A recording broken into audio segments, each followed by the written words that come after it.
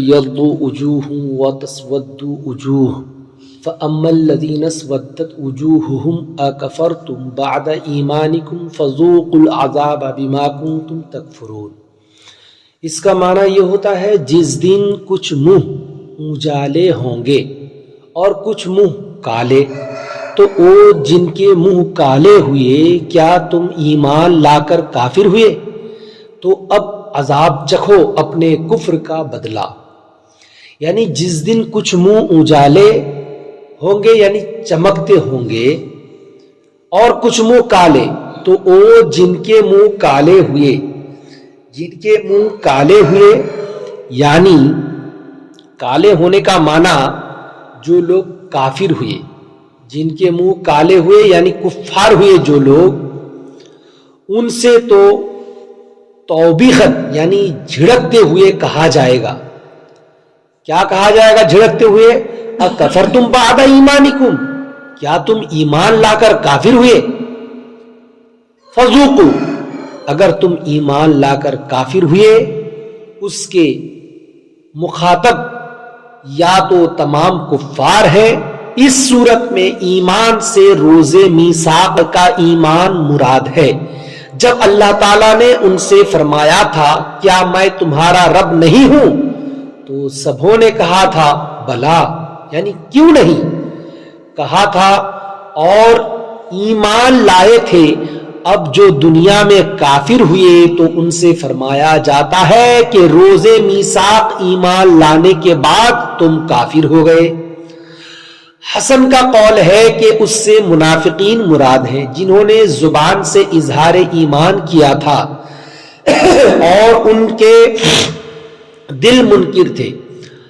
اکرمہ نے کہا کہ وہ اہل کتاب ہے جو سید عالم صلی اللہ تعالی علیہ وسلم کی بعثت سے قبل تو حضور پر ایمان لائے اور حضور کے ظہور کے بعد آپ کا انکار کر کے کافر ہو گئے۔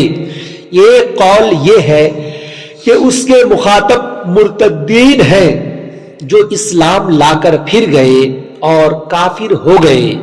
تو اللہ تبارک و تعالیٰ ارشاد فرماتا ہے اکفرتم بعد ایمانکم، یعنی کیا تم ایمان لا کر کافر ہوئے؟ ایمان لا کر اگر تم کافر ہوئے فذوقوا، تو چکھو، فذوقوا تو چکھو، فذوقوا العذاب بما کنتم تکفرون، تو اب عذاب چکھو اپنے کفر کا بدلہ۔ ایمان لانے کے بعد اگر پھر پلٹے، جب تم وعدہ کر چکے کہ میں ایمان لے آیا اور ایمان لانے کے بعد پھر جب پلٹ گئے بدل گئے، تو اب تم چکھو عذاب تمہارے کرتوت کا بدلہ۔ بات سمجھ میں آئی؟ بات برابر سمجھ میں آ رہی کہ نہیں؟ اب تم چکھو عذاب اپنے کفر کا بدلہ، اپنے کرتوت کا بدلہ، جیسا کیے ہو ویسا چکھو۔ وَأَمَّا الَّذِينَ ابْيَضَّتْ وُجُوهُهُمْ فَفِي رَحْمَةِ اللَّهِ، اور وہ جن کے منہ اجالے ہوئے، یہ تو جن کے منہ کالے ہوئے اس کے تعلق سے بات ہوئی، اور وہ جن کے منہ اجالے ہوئے، اجالے کا مطلب روشن ہوئے، خوش ہوئے، جن کے چہرے خوش ہوئے، ان کے تعلق سے یہاں بتایا جا رہا ہے کہ اور وہ جن کے منہ اجالے ہوئے یعنی اہل ایمان، کہ اس روز بھی کرمہ تعالی وہ فرحاں و شاداں ہوں گے اور ان کے چہرے چمکتے دمکتے ہوں گے، داہنے بائیں اور سامنے نور ہی نور ہوگا۔ کن کا؟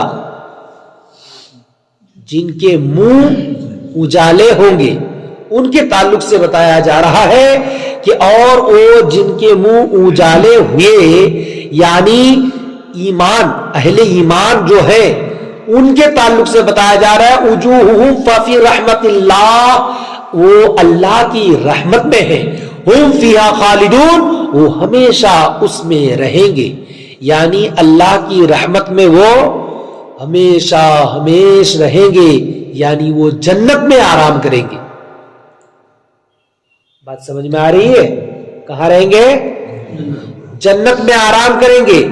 تلک آیات اللہ نتلوہا علیک بالحق، تلک آیات اللہ نتلوہا علیک بالحق، یعنی یہ اللہ کی آیتیں ہیں کہ ہم ٹھیک ٹھیک تم پر پڑھتے ہیں.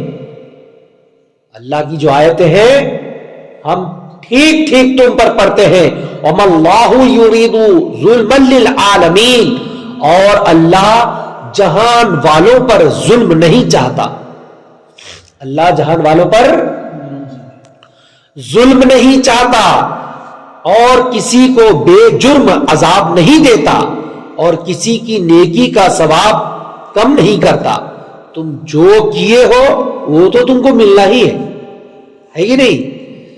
دنیا میں اگر تمہاری طاقت ہے تو تم تھوڑا اکڑ کے چل سکتے ہو. دنیا میں اگر تمہاری طاقت ہے تو تم حق چیز کو کچھ دیر کے لیے دبا سکتے ہو، لیکن اللہ پاک کے یہاں حق چیز کو کون بھی دبا نہیں سکتا. اللہ پاک کے یہاں تو تم کو چکنا ہی پڑے گا. بات سمجھ میں آئی؟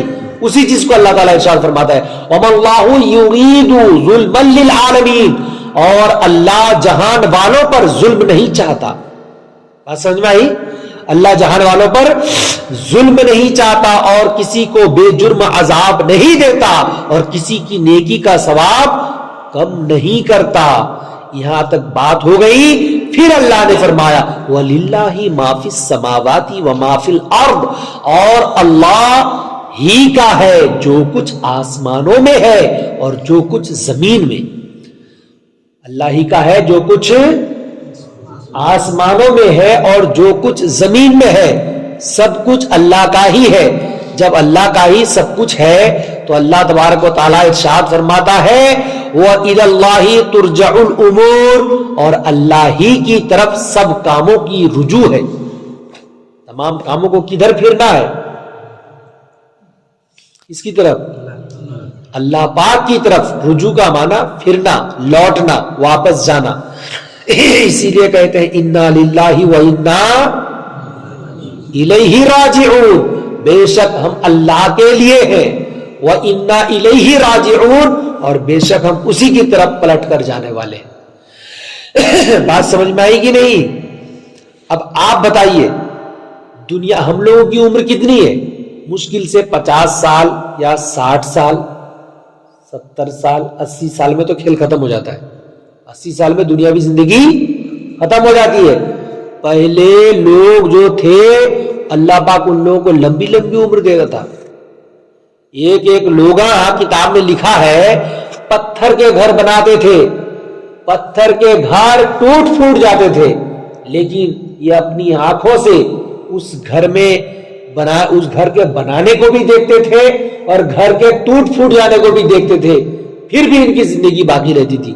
پتھر کے گھر کی عمر کتنی ہوتی ہے؟ تو ایسے لوگاں دنیا میں آئے اور ہم لوگوں کے پاس تو کچھ بھی طاقت نہیں ہے. ہم لوگوں کے پاس دولت کی کیا ایسی نام و نشان بھی نہیں ہے. وہ لوگ ایسے آئے جن کی دولت کا تذکرہ کتابوں میں موجود ہے، جن کی شہرت کا تذکرہ کتابوں میں موجود ہے. آج آپ دیکھیے برج خلیفہ، جس نے مدینہ میں مکہ میں جس نے بنایا برج خلیفہ، اس کا بنانے والا انتقال ہو گیا. اس کا انتقال ہونے کے بعد کہاں اس کو برج خلیفہ کے ٹاور کے اوپر اس کو قبر دیا گیا؟ اس کا ٹھکانہ کہاں ہوا؟ زمین کے نیچے. تم جیسا بھی ہو اصل گھر سب کا وہی 2 گز زمین ہے اور اسی کے اندر سبوں کو جانا ہے. جب سبوں کو جانا ہے، اگر کبھی کسی کے اوپر ناحق ظلم کرتے ہیں، اگر کسی کا ناحق ہم مار لیتے ہیں کسی کی کوئی چیز، تو ایسا ہرگز نہیں ہونا چاہیے. کیوں؟ اس لیے کہ دنیا فانی جگہ ہے، یہ درس عبرت کی جگہ ہے. دنیا کبھی دل لگانے کی جگہ نہیں ہے. یہاں اگر ہم ابھی کچھ دیر کے لیے تھوڑی سی طاقت پر غرور اور گھمنڈ کرتے ہوئے ہم اگر کسی پر ظلم کریں گے، کسی کی چیز ہڑپ لیں گے یا کسی کے اوپر کچھ بھی اگر ظلم کرتے ہیں تو اللہ تبارک و تعالی وہ ہر ایک چیز کا حساب لیتا اور ہر ایک چیز کا بدلہ دیتا. اسی لیے اللہ نے فرمایا وَمَا اللَّهُ يُرِيدُ ظُلْمًا لِّلْعَالَمِينَ, اور اللہ جہان والوں پر ظلم نہیں چاہتا, جہان والوں پر ظلم نہیں چاہتا اور کسی کو بے جرم عذاب نہیں دیتا اور کسی کی نیکی کا ثواب وہ کم نہیں کرتا. پھر اللہ نے فرمایا وَلِلَّهِ مَا فِي السَّمَاوَاتِ وَمَا فِي الْأَرْضِ, اور اللہ ہی کے لیے ہے جو کچھ آسمانوں میں ہے اور جو کچھ زمین میں.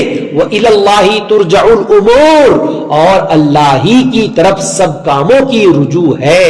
كُنْتُمْ خَيْرَ أُمَّةٍ, یعنی تم بہتر ہو ان سب امتوں میں, اخرجت للناس تأمرون بالمعروف وتنہون عن المنکر وتؤمنون باللہ, یعنی ان سب امتوں میں تم بہتر ہو جو لوگوں میں ظاہر ہوئی بھلائی کا حکم دیتے ہو اور برائی سے منع کرتے ہو اور اللہ پر ایمان رکھتے ہو.